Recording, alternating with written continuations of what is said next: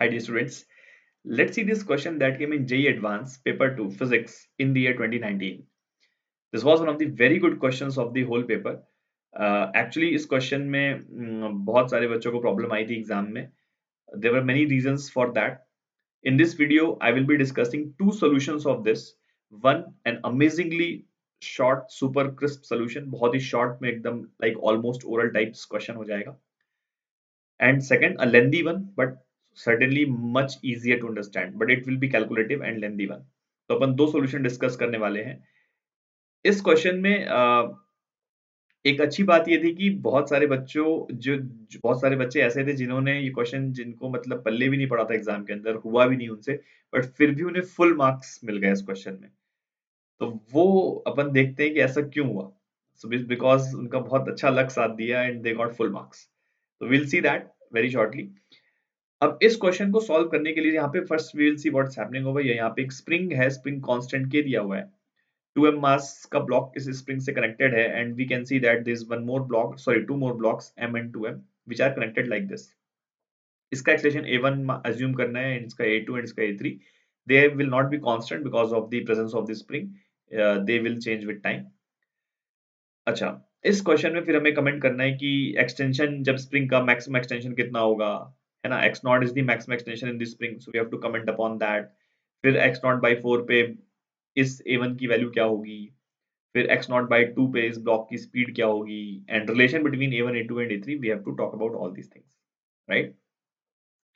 अब इफ पहले एक अपन एक एसएचएम का एक लॉजिक याद करते हैं, ठीक है। Let's talk about that logic. कि ध्यान करो, अगर यहाँ पे एक ब्लॉक है ऐसा, ठीक है, very simple question I am talking about. ये m मास का ब्लॉक है और ये k स्प्रिंग कांस्टेंट है, right now it is at rest, right now it is at rest. What happens if we start applying a constant force f in this direction? Will its time period change? What will be the time period? Time period will be 2 pi root of m by k, because time period is independent of this force. Yep, I hope you all know this, है ना।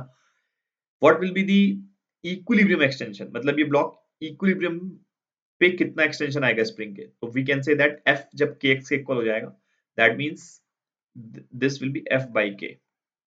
This is equilibrium extension. So here block will attain equilibrium.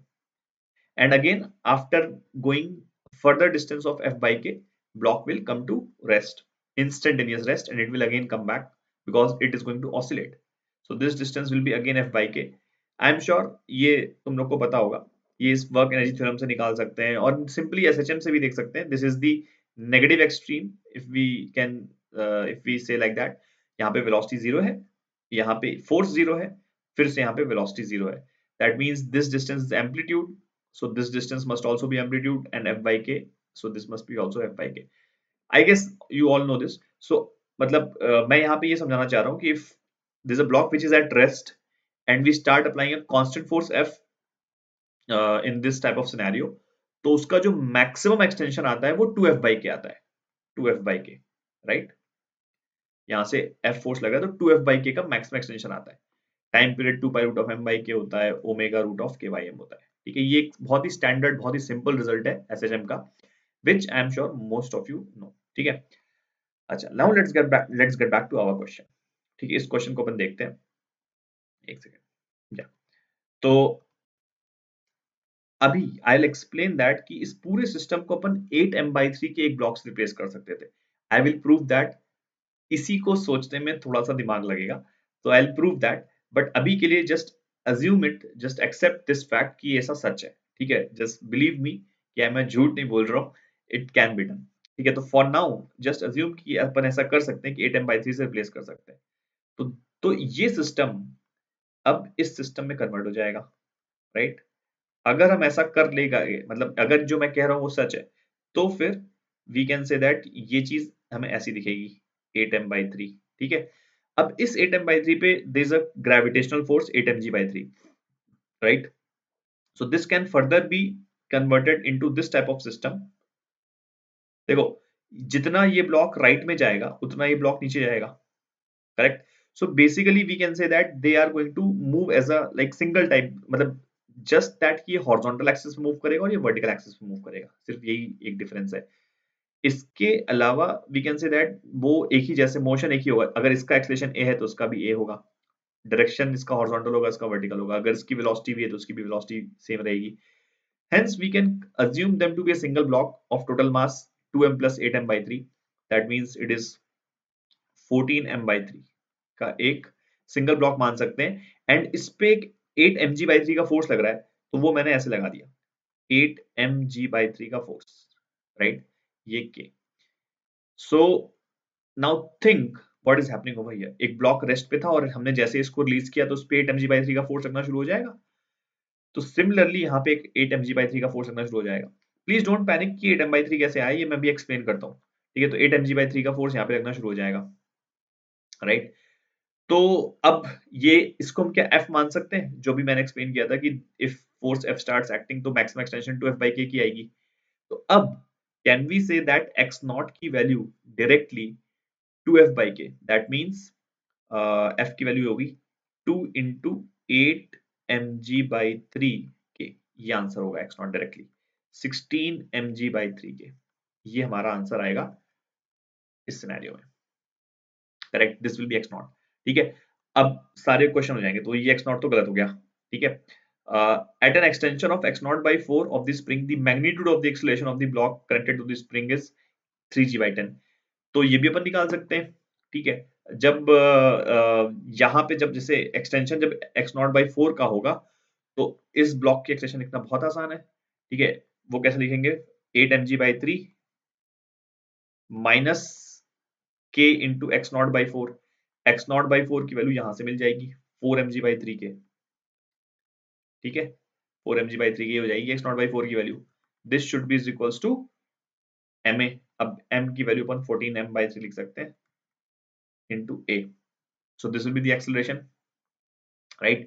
तो यहां से कितना आएगा, ये m m m cancel हो जाएगा, so what are we getting, k से k कैंसिल हो जाएगा, तो 8g by 3 minus 4g by 3, that means this becomes 4g by 3।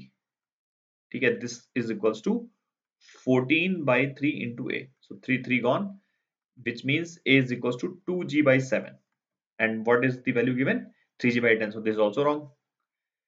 When the spring achieves an extension of x naught by 2, now realize x naught is the maximum extension, so x naught by 2 means equilibrium position, है ना, equilibrium position. तो speed of the block पूछा गया है। ठीक है, speed of the block, अब speed of the block in दोनों की तो सेम ही होगी। ठीक है, तो वो हमने 14m by 3 का ब्लॉक बना रखा है, तो we can say v max होगा, क्योंकि इक्विलिब्रियम पे जो स्पीड होती है वो मैक्सिमम स्पीड होती है, that will be equals to a omega, है ना। और a कितना, x नॉट बाई 2। ठीक है, तो x नॉट बाई 2 कितना हो जाएगा, 8 mg by 3 के इंटू ओमेगा। ठीक है, ओमेगा क्या होता है, root of k by m, तो root of k by m, m को we can write 14m by 3, make sense. तो ये क्या मैच कर रहा है, लेट्स सी। तो m by 5 क्या आ रहा है ना, यहाँ पे if you see 5 तो कहीं से क्रिएट नहीं होगा। ठीक है, ये मतलब अगर तुम सॉल्व कर लो तो ये 5 तो नहीं आ रहा है यहाँ पे, मतलब 2 और 7 आएगा कुछ, मतलब 7 दिख रहा है, तो वो तो 5 तो नहीं बन रहा। ठीक है, तो मतलब दिस इज ऑल्सो रॉन्ग। ठीक है, सिर्फ ये ऑप्शन करेक्ट था, a2 minus a1 equals to a1 minus a3। ये तो अपन बहुत इजीली बोल सकते हैं कि अगर अपन जैसे इसका एक्सलेशन a1 है, ठीक है, तो इस पुली का भी एक्सलेशन क्या होगा, a1 नीचे की तरफ होगा। ठीक है, तो अगर अपन यहाँ पे एक रेड मैन को खड़ा कर दें, ठीक है, रेड मैन को, या मतलब एक एक बंदे को खड़ा कर दें, ठीक है, तो इस बंदे के फ्रेम में, ठीक है, इस ब्लॉक का एक्सलेशन कितना होगा, a2 माइनस a1 होगा, राइट। और इस बंदे के फ्रेम में इसका एक्सलेशन कितना होगा, a3 माइनस a1 होगा, करेक्ट। और इस बंदे को जितना ये ब्लॉक ऊपर जाता दिखेगा उतना ही नीचे आता दिखेगा, राइट। अच्छा, ये दोनों एक्सलेशन मैंने डाउनवर्ड डायरेक्शन में लिखे, बी केयरफुल, ये दोनों एक्सलेशन मैंने डाउनवर्ड डायरेक्शन में लिखे हैं, है ना। तो एक तो अपन कह सकते हैं ना, जितना इसका ऊपर होगा उतना इसका नीचे होगा, make sense. That means a2 minus a1 will be negative of this, तो मैंने उसको माइनस से मल्टीप्लाई करके ऐसे लिख दिया। दैट मीन्स यही लिखा है a2 minus a1 equals to a1 minus a3, तो बस ये आ गया हमारा। ठीक है, so this option is right. Now you see actually ये ऑप्शन तो बहुत अपन मतलब न्यूटन्स लॉस की सेकंड थर्ड क्लास में ही एक टीचर सिखा देता है, तो ये ऑप्शन तो बहुत बच्चों ने फिगर आउट कर लिया था, बट एक्चुअल क्वेश्चन तो ये 3 ऑप्शन था। तो जिन बच्चों ने खाली ये ऑप्शन मार्क किया कि चलो पार्शियल मार्क के 1 मार्क मिल जाएंगे, एक्चुअली इनको 4 मार्क्स मिल गए। So luckily it was super luck for them, है ना? Anyway, now let's talk about कि why can I replace this by 8m/3। इसमें अगर हम ये प्रूव कर ले जाते हैं कि 8m/3 से रिप्लेस हो जाएगा, तो ये मैजिकल मेथड है, right? I hope you realise कि मैजिकल मेथड है, ठीक है? अब इसको समझने के लिए we'll have to apply lots of brain, ठीक है? ध्यान से सोचते हैं, ठीक है? इसको अपन समझते हैं, ठीक है? तो मैं चलो सबसे पहले अपन ये देखते हैं कि जैसे कि ये अब प्लीज बी केयरफुल, जो मैं कह रहा हूँ उसे ध्यान से सुनना प्लीज, ठीक है? ये एक एटवुड मशीन है, ठीक है? लेट्स से ये M1 है और ये M2 है, मेक सेंस? यहाँ पे टेंशन क्या आएगा? यहाँ पे टेंशन आता है, ये रिजल्ट सबको याद रहता है, 2m1 m2 divide by m1 plus m2 into gravity. ये आती टेंशन यहाँ पे, ठीक है? अच्छा, अगर मैं ऐसे प्लेनेट पे आ जाऊं जहां पे ग्रेविटी की वैल्यू 2g है, सपोज जुपिटर या कोई और प्लेनेट जहां पे ग्रेविटी की वैल्यू 2g है, और वहां पे इस एटोड मशीन को रख दूं, तो वहां पे टेंशन क्या आएगा? इट्स वेरी ऑब्वियस कि ये g की जगह 2g आ जाएगा, है ना? अर्थ पे अगर ये एटवुड मशीन है और ग्रेविटी अपन g ले रहे हैं, तो टेंशन यहाँ पे ये वाली वैल्यू इंटू जी आ रही है। अगर जुपिटर की ग्रेविटी कुछ अल्फा टाइम्स है या 2 टाइम्स है, जो भी अल्फा टाइम्स है, तो ये सेम फैक्टर अल्फा जी से मल्टीप्लाई हो जाएगा। I hope this is very obvious. मतलब जिस भी प्लैनेट पे अपन है या जिस भी जहां पे भी अपन है, उस जगह पे जो ग्रेविटी है, उस ग्रेविटी को इस फैक्टर से मल्टीप्लाई कर देंगे, वो यहाँ पे टेंशन बनेगी। और अगर यहाँ पे टेंशन की बात करें, तो ये ये टी और टी 2t हो जाएगा। तो मतलब अगर मैं इस टी डैश को बोलूं, तो ये टी डैश की वैल्यू कितनी होगी? 4m1m2 divide by m1 plus m2 into gravity. Make sense? ठीक है? तो ये टेंशन यहाँ पे लिखी जाएगी, ठीक है? और अगर किसी और प्लैनेट की बात करें, तो वहां पे जो ग्रेविटी होती, अब जो भी होती, अल्फा टाइम्स होती, बीटा टाइम्स होती, तो वो यहाँ पे अल्फा जी और बीटा जी वैसे आ जाएगा। Make sense? आई होप ये पॉइंट क्लियर हो गया होगा, ठीक है? अब इस पॉइंट को मैं यहाँ से इरेज कर देता हूँ, ठीक है? इसको मैं थोड़ा सा क्लियर कर रहा हूँ ताकि स्पेस हमारी क्रिएट हो जाए, ठीक? अच्छा, अब देखो, अब जो ये गिवन सिस्टम है, आ गया ये, ठीक है? इस सिस्टम की अगर अपन बात करते हैं, ठीक है? अच्छा, मैं चलो यहीं पे बना लेता हूँ कि यहाँ पे एक ऐसे था, ठीक है? दिस वाज 2m, है ना? और यहाँ पे एक पुली थी, this was m, this was 2m, right? ठीक है?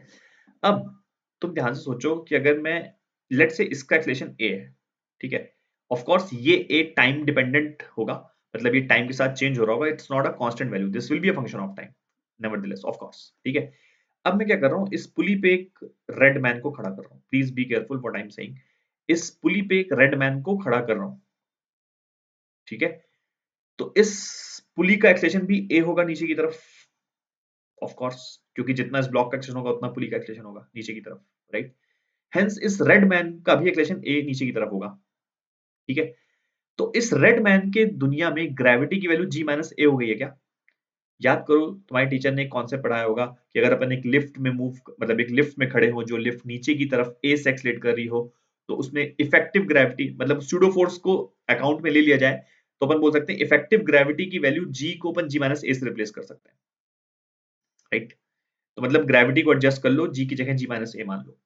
तो अब ये बंदा एक ऐसे पुली पे खड़ा है जिसका एक्सेलेरेशन a नीचे की तरफ है, तो इसको, इसके फ्रेम में पुली तो मूव करेगी नहीं, बट इसके फ्रेम में ग्रेविटी की वैल्यू को अपन एडजस्ट कर देते हैं, g माइनस a मान लेते हैं।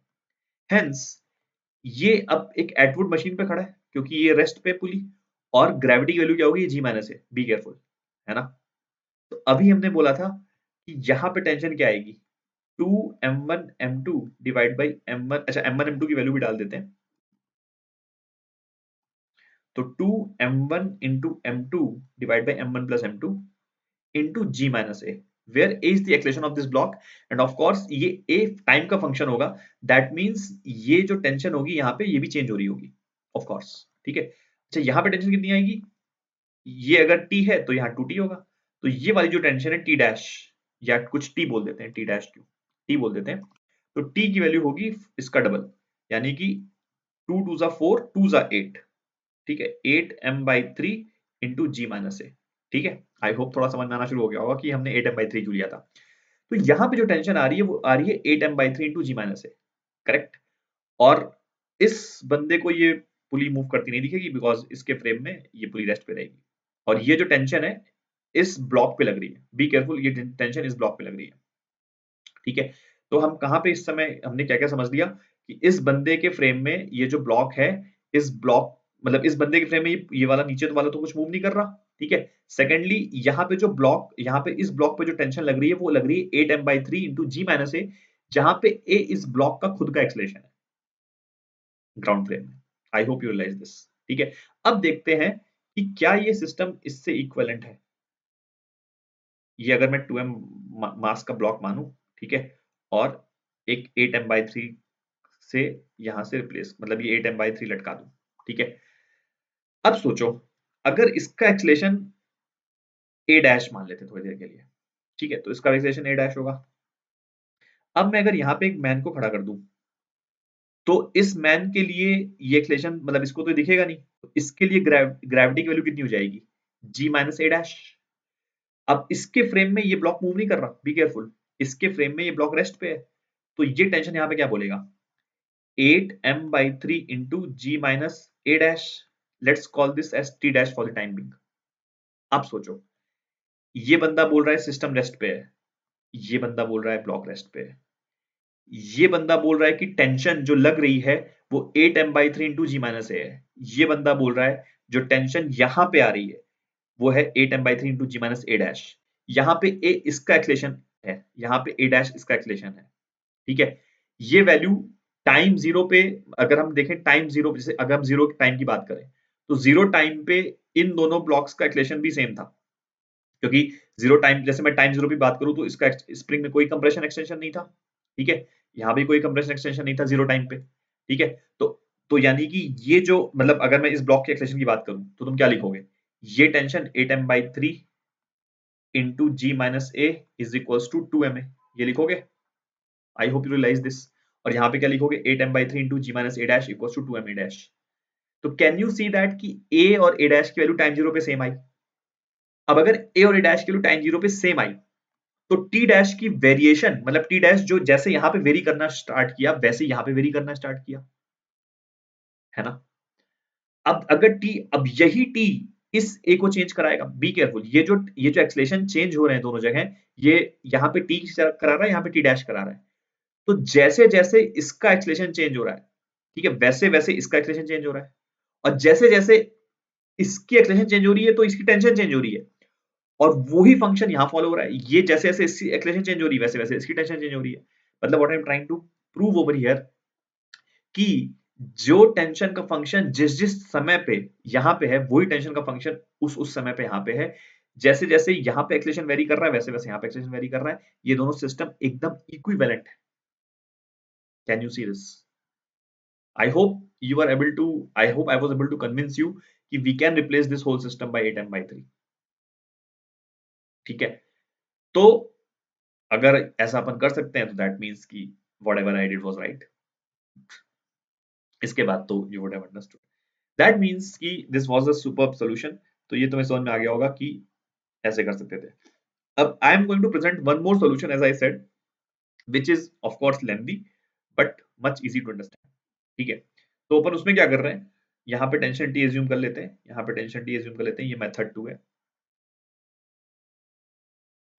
राइट। तो यहाँ पे टेंशन 2t हो जाएगा, किसी जनरल टाइम पे इस पे एक्सटेंशन x मान लेते हैं, ठीक। तो इस पे फोर्स इक्वेशन लिख देते हैं, mg minus t is equals to ma2, ठीक है। इस पे आ जाएगा 2mg minus t is equals to 2ma3, और इस पे आएगा 2t minus kx is equals to 2m into a1, right. Constraint equation लिखी जाएगी तो वर्चुअल वर्क से लिख सकते हैं अपन, ठीक है। वो जो हमने वहां पे कंस्ट्रेंट इक्वेशन लिखी थी वही वाली, ये वाली a2 a2 plus a3 equals to 2a1, ठीक है। इसे निकालने के बहुत तरीके होते हैं बाय द वे, तो A2 plus A3 is equals to 2A1. ठीक है. Now we can put the value of A2 from here and A3 from here and A1 from here. तो if you put this value, तो इसको अपन यहाँ लिखते हैं एक सेकंड. ठीक है, तो यहाँ पे लिखते हैं. तो A2 plus A3 is equals to 2A1, है ना. A2 की जगह we can write G minus T by M, है ना. फिर A3 की जगह आएगा G minus T by 2M. ठीक है. एंड 2A1 की जगह आएगा 2T by 2M, तो मतलब क्या हो जाएगा T by M minus KX by 2M. I hope I am not doing any calculation error. ठीक है, तो यहां से क्या हो गया 2G माइनस ये कितना हो गया 3T by 2M is equals to 2T by M minus KX by M. Make sense.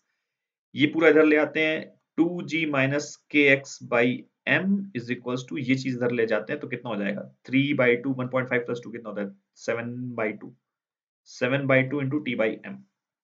And hence tension की वैल्यू आ रही है हमारे पास, ये M इधर आ जाएगा तो 2mg माइनस KX, है ना, इंटू 2/7 इंटू 2/7. ये आ रहा है टेंशन. ठीक है, अब अपन A1 में इंटरेस्टेड है तो टेंशन की वैल्यू यहाँ पुट कर देते हैं. ठीक है, टेंशन की वैल्यू अगर हम यहाँ पुट करें तो क्या आ रहा है हमारे पास टेंशन 2T. 2T मतलब कि ये 4 से मल्टीप्लाई हो जाएगा तो 2 ये 4 हो गया. ठीक है, तो ये 4 हो गया तो ये आएगा 4 2 जा 8 mg by 7 8 mg by 7. ठीक है, minus 4 kx by 7 minus kx. ठीक, है ना, इज इक्वल्स टू 2ma1. ठीक है, तो यहां से what are we getting as A1. A1 की वैल्यू कितनी आ रही है 8 mg by 7. ये 2m से भी कैंसिल आउट होगा क्या. अच्छा, एक बार अभी 2m लिखते हैं यहाँ पे.